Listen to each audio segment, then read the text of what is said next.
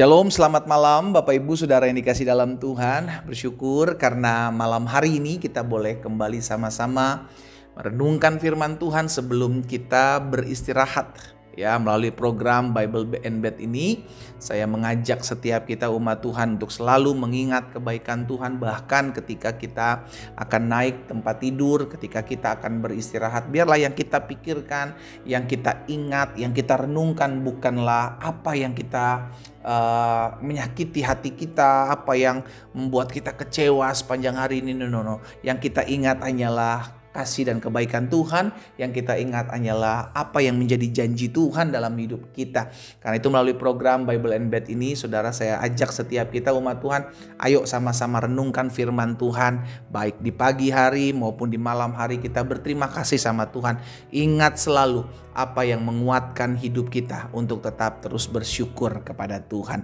Saudara, jika program Bible and Bed ini memberkati saudara, saudara bisa bagikan kembali sehingga banyak orang juga boleh terberkati dengan apa yang memberkati kita.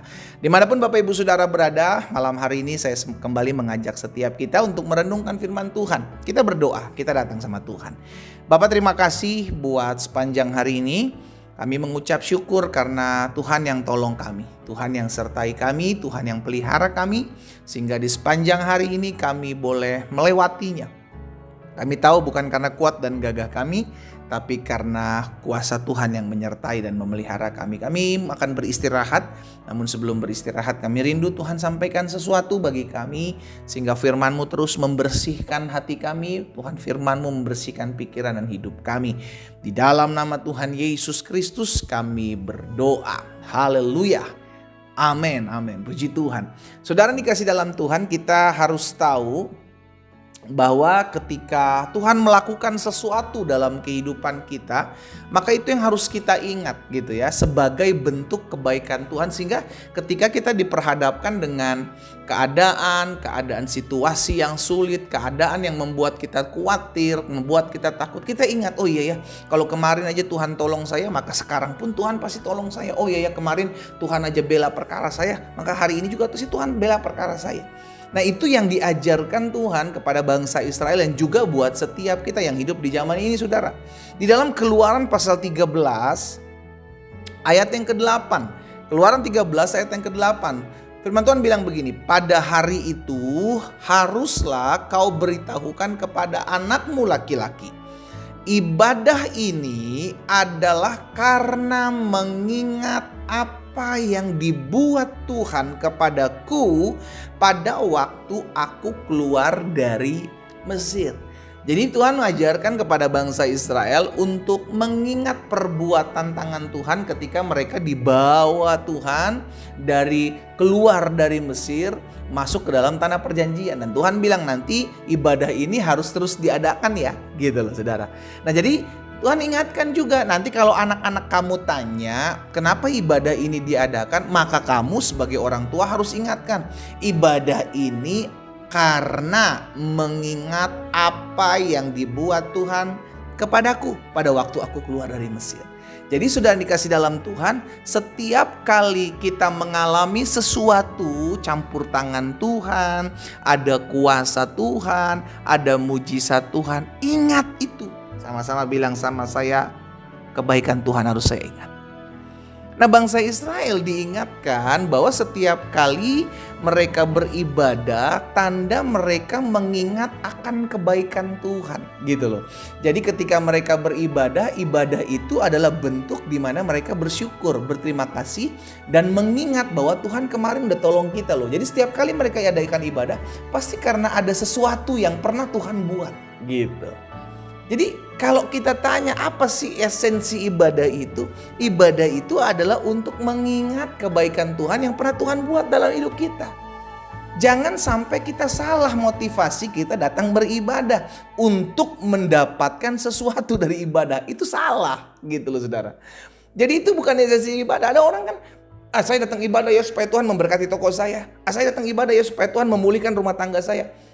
Saudara, kalau sampai hal itu tidak terjadi dalam hidup kita karena memang Tuhan sedang bentuk kita, Tuhan sedang dewasakan kita, proses kita sehingga kita mengalami kesulitan itu, maka kita akan jadi kecewa. Dan kita akan mulai berkata, mana katanya saya ibadah Tuhan pasti tolong. Mana katanya saya ibadah pasti ekonomi saya diberkati. Kok sampai saat ini saya udah ibadah Tuhan gak tolong saya. Ini karena konsep yang salah tentang ibadah.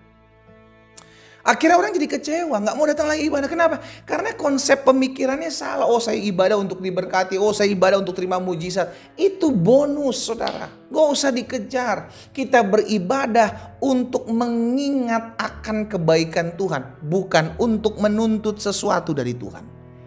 Jadi itu yang harus kita ajarkan juga buat anak-anak kita, gitu. Sehingga keturunan-keturunan kita, saudara dan saya itu mengetahui apa sih, kenapa saya perlu ibadah. Ibadah itu tanda kita mengucap syukur sama Tuhan, bukan untuk meminta sesuatu. Kalaupun kita ada doa yang kita naikkan kepada Tuhan, sama dong seperti yang Yesus katakan di dalam Taman Getsemani, biar kehendak Tuhan saja yang jadi, bukan kehendakku. Jadi kalau ada permohonan yang kita naikkan, nggak salah. Tapi jangan sampai goalnya adalah hasilnya dari apa yang kita mohonkan supaya Tuhan lakukan apa yang saya inginkan. Wah, itu nggak bisa, namanya kita ngatur-ngatur Tuhan. Gitu loh, saudara. Jadi hari ini saya ajak setiap kita umat Tuhan melalui program Renungan Bible and Bed, sebelum kita beristirahat, kita diingatkan.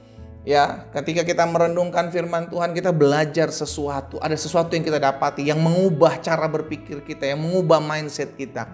Bahwa kita beribadah karena kita mengingat kebaikan Tuhan, bukan menuntut sesuatu dari Tuhan. Karena ingat, kalau kita beribadah untuk menuntut sesuatu dari Tuhan, untuk mendapatkan sesuatu dari Tuhan, maka siap-siap kecewa. Siap-siap kecewa.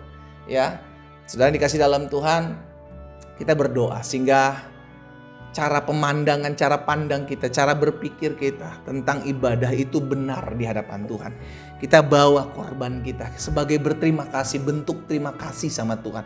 Kita bawa ucapan syukur kita sebagai bentuk terima kasih sama Tuhan. Ya, terlepas kita punya permohonan sama Tuhan, itu suka-sukanya Tuhan mau jawab. Tuhan tahu kok, Alkitab bilang Tuhan tahu kebutuhan kita. Tuhan tahu keperluan kita. Tapi bagian kita tahu diri gitu loh. Tahu diri bahwa saya datang beribadah kepada Tuhan bukan untuk menuntut sesuatu dari Tuhan. Tapi karena saya tahu Tuhan udah terlalu baik, Tuhan sudah lakukan sesuatu dalam hidup saya bersyukur Tuhan sudah selamatkan saya bersyukur Tuhan sudah pulihkan saya bersyukur karena sudah melakukan sesuatu dalam hidup saya Tuhan. Gitu loh. Bukan untuk mendapatkan sesuatu. Kalau kita menuntut sesuatu, itu bonus.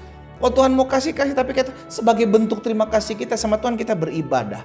Ingat, itu yang dilakukan bangsa Israel dan diajarkan kepada anak-anaknya. Ibadah ini adalah karena mengingat apa yang dibuat Tuhan kepadaku pada waktu aku keluar dari Mesir. Bukan untuk menuntut sesuatu dari Tuhan, bukan untuk meminta sesuatu dari Tuhan, tapi untuk mengingat apa yang sudah pernah Tuhan buat dalam hidup kita.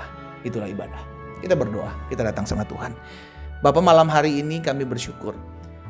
Tuhan yang mengajarkan kami, Tuhan yang menuntun kami, Tuhan yang mengarahkan kami, Tuhan yang menolong kami untuk mengerti akan kebenaran yang memerdekakan kami. Hamba berdoa ya Tuhan, menyerahkan setiap umat-Mu malam hari ini secara khusus mereka yang bergabung, merenungkan firman Tuhan melalui program Bible and Bed ini. Tuhan memberkati mereka sehingga baik mereka maupun anak-anak mereka, keturunan mereka, kami mulai diingatkan bahwa kami beribadah.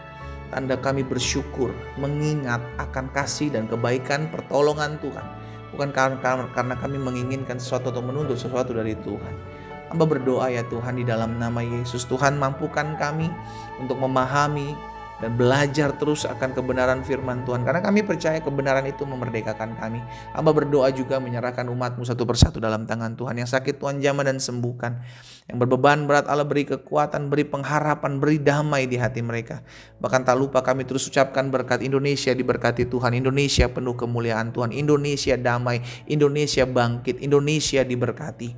Terima kasih Tuhan Yesus, berkat-Mu ada atas setiap kami ya Allah.